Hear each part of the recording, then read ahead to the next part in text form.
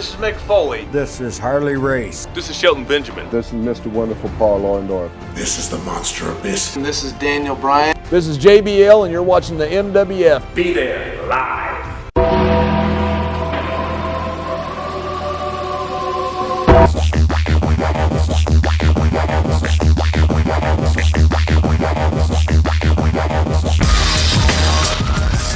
Wrestling fans around the corner, around the world, welcome to another installment here of MWF Xtra. I'm Dan Marotti, joined by the Vice President of Operations under Dr. David Reese, Oscar from the legendary Men on a Mission tag team from the WWE New Generation. How are you, my friend? I'm all right. How you doing? I'm a little, I'm here and I'm a little flustered. Now, let's talk about, we're going to jump right in to this whole Patrick. You don't want to build it up, brother. No, we're going to jump right into this whole Patrick Clark situation because there's a few things he needs to know.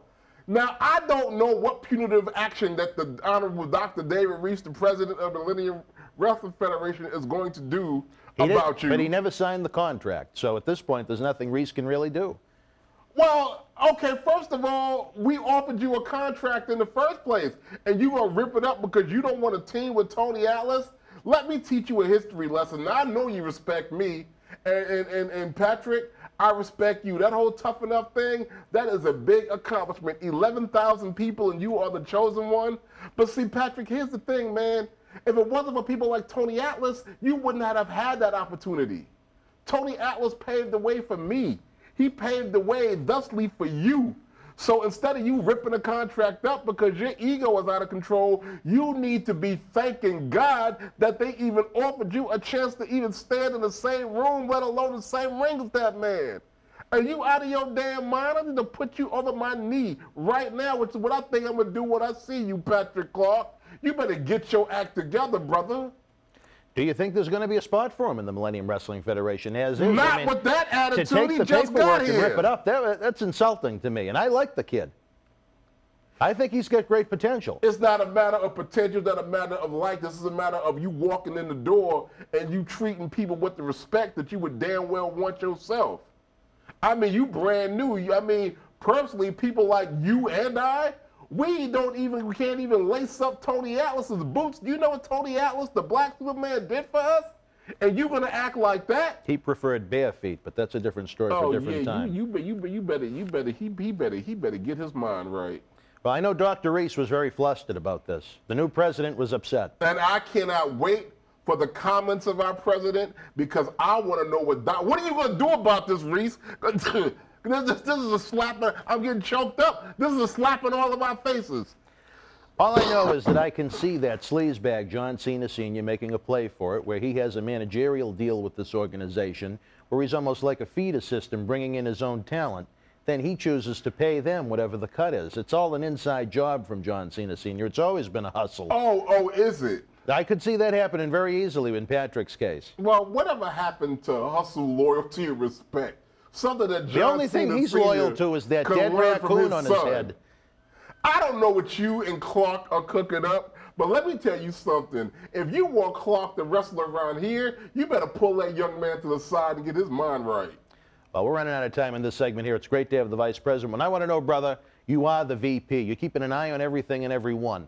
What kind of a presentation do you want to bring to the fans and work with Dr. Reese on here for the fans in the Boston area and those that watch us around the world on television and cyberspace? I want this to be on a Boston level, no, a worldwide level, what we saw on SummerSlam.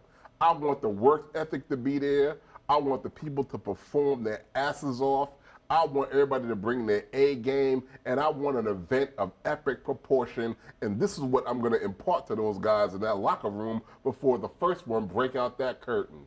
Unbelievable. Is there any particular message you want to send to the athletes on our roster right now, and perhaps those that want to join the roster of the Millennium Wrestling Federation in the near future? I think I just said it. Get your ass in gear, bring your A game, and I want matches of every proportions.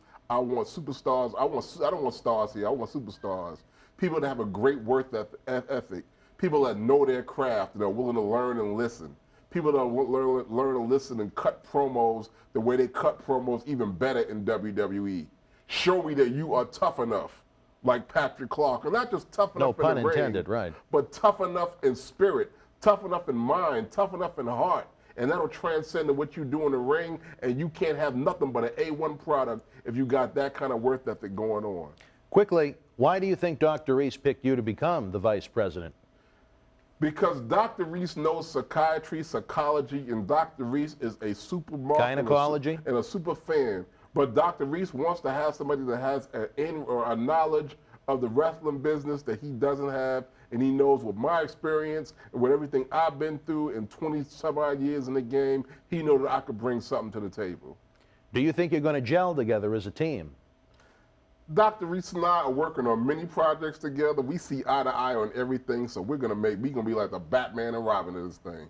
I'm looking forward to it. I mean, I've really put a lot of time in over the past 14 years to the MWF, but I like some of the initiatives that you guys have. I can't wait to see them be executed on the platform that we provide, not only for the hungry young athletes right now, but also for the great legends that we have here in the Millennium Wrestling Federation. But I want John Cena Sr. to understand one thing. Give that man a message. If we are going to run this thing, we are not your puppets.